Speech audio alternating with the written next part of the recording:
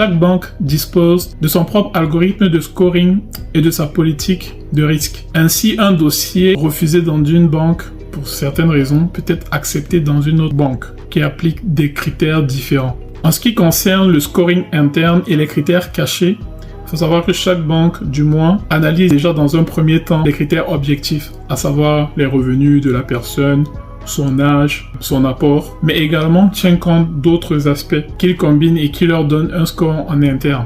Par exemple, une banque peut cibler uniquement des jeunes primo-accédants, c'est-à-dire des personnes qui n'ont pas encore d'appartement et qui veulent acheter un premier bien immobilier.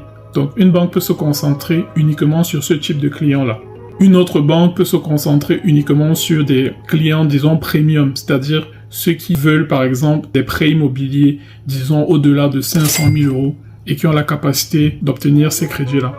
C'est-à-dire que on peut avoir un jeune qui peut avoir les moyens d'obtenir un crédit, peut-être de 200 000 €, mais la banque trouve que ce n'est pas intéressant pour elle et se limite donc à prendre uniquement des clients qui ont une capacité d'endettement beaucoup plus élevée.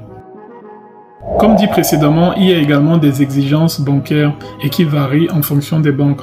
Donc, une banque lambda peut accepter de vous accorder du crédit seulement sous la condition que vous veniez avec un apport de minimum 15%, pendant qu'une autre banque lambda, une banque plus petite ou des banques en ligne peuvent accepter de vous financer sans apport. D'où en fait l'importance de visiter plusieurs banques dans différentes régions pour obtenir votre crédit ou simplement de passer par un courtier.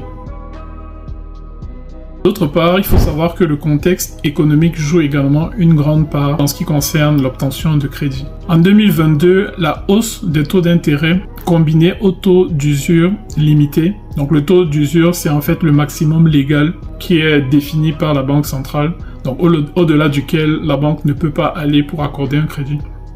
Donc en 2022, on avait des taux d'intérêt qui étaient super élevés et un taux d'usure qui était limité. Donc par exemple, on va avoir une banque qui souhaitait accorder un crédit, par exemple à 4,5% à une personne qui pouvait rembourser ce crédit, qui était crédible, mais le taux d'usure était par exemple limité à 4%. Ce qui fait que la banque peut trouver inintéressant pour elle d'accorder un crédit à cette personne parce qu'elle pouvait gagner, entre guillemets, à 4,5%, mais elle est limitée à 4%. Du coup, la banque pouvait prendre ce prétexte-là pour ne pas accorder du crédit.